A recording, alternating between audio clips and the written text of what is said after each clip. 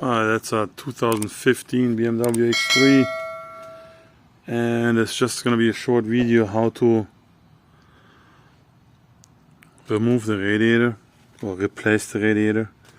First thing, you gotta take out the shroud. To take out the shroud, you take off this bracket that sits here across the front. After you have this bracket off, you basically have two bolts on the fan shroud. One is sitting here on the passenger side top, and then one sits here and holds your oil cooler down. Then basically you have to, the oil cooler hoses snap in here, and you basically have to wiggle out. You can see if I turn this around here, see this opening here is where the oil cooler basically snaps in with this latch here. So you have to push and pull a little bit, and once that's loose, you can take the fan shroud out. Of course you have to disconnect the power right there. Once you have that on the side, you have two Torx 20, I believe, here, one here and one on the other side.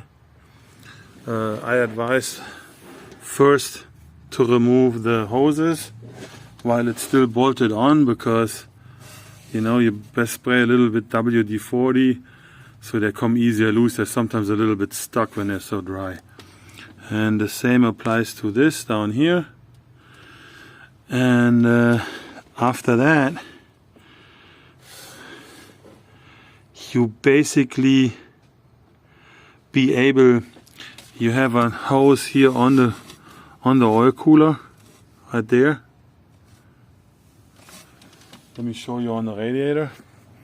And it's best not to try to remove it from the bottom, because there's the intercooler, and you're just better off to just remove it here on the top and take the radiator out with the hose assembled, with the hose still on there, sorry. So, and then you just transfer the hose to the new radiator. The new radiator is already here in the box, and we go from there. Transfer the hose onto the new radiator.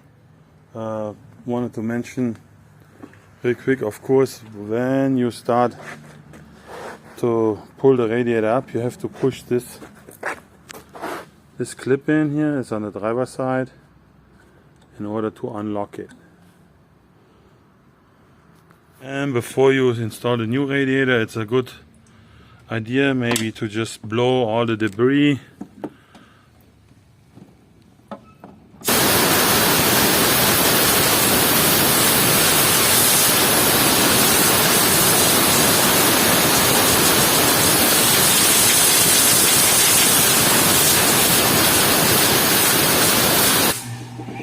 from your intercooler. When you reinstall the new radiator, before you tie up this bolt, this screw up here, make sure that here, it's probably hard to see, but when you work on this you will see it. There's a little latch. And hold on, let me take this out and show you. If you don't pay attention to this, here it holds this shroud. That is this plastic piece around here. This. Sometimes you have to push it in a little bit to catch it. Hold on, let me see if I can give you some light here. Yeah, here you can see it. You see, there's like a little hook that goes onto the radiator. There's a little,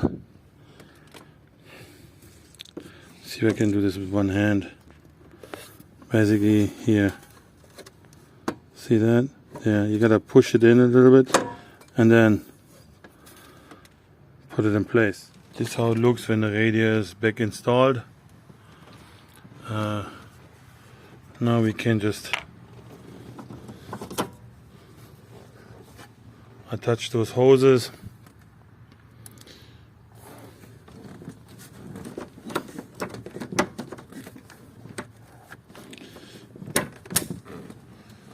Number one, I'm going to do the other side.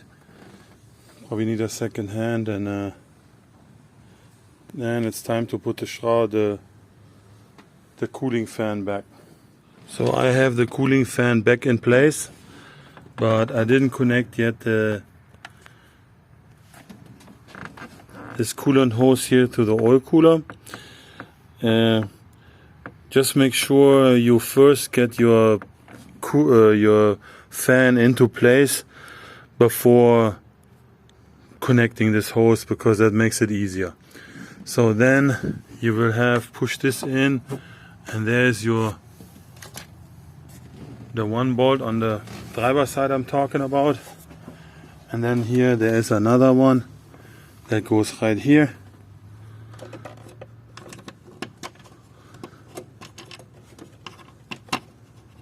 And that is it. So now I have this screw back in place. I connected the hose. I have this screw back in place, and I can reattach the power supply. Now it's just a matter of putting the bracket back together with the air tube and filling the system. The air tube is back in place. It's held here by a T25, and all the other bolts so far also T25, T25, T25 on the other side, and those here I believe are T30 who hold the bracket. That's gonna be next. Alright, so those two black ones are T30.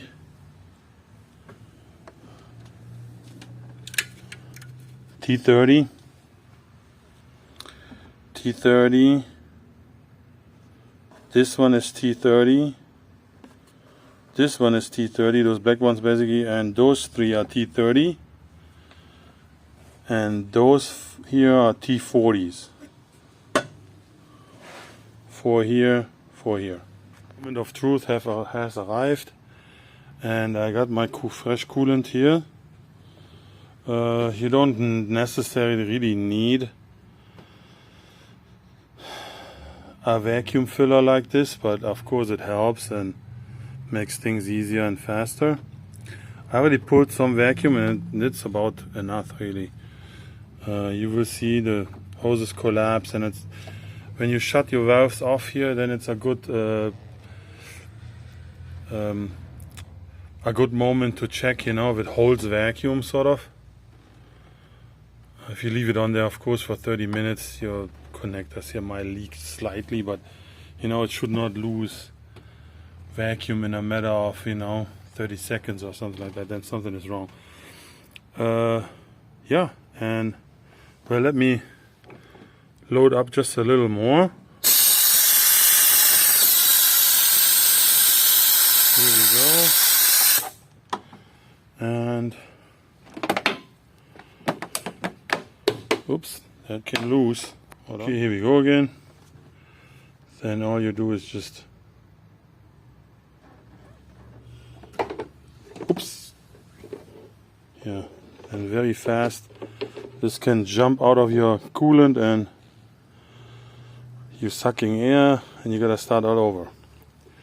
But yeah, basically filling the system just like that. You see it's hard with one hand. Let me pause this here. Okay, I put a little weight in the bottom. Now we can get going a little faster. And on the very end, you will see the upper hoses will start to fill up. Just bear with me. It's not gonna take too long.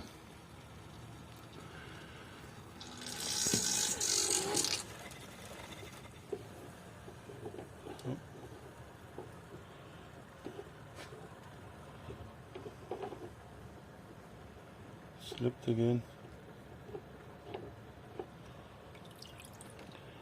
Okay, we're going.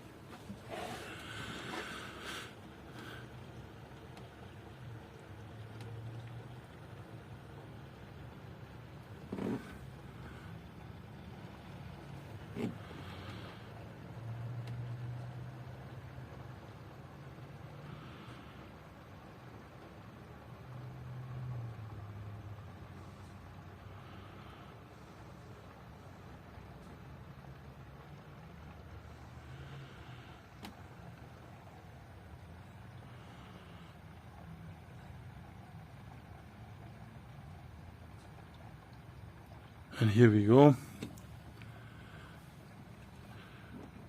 The hose start to fill up.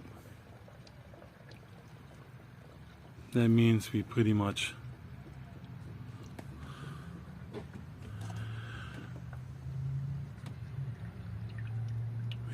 full.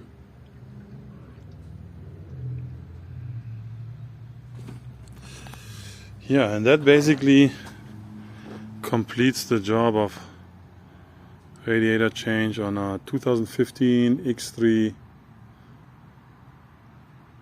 i35. Please guys subscribe, like. I still try to reach those 1,000 subscribers. Many thousand views on some videos, but still try to reach those 1,000.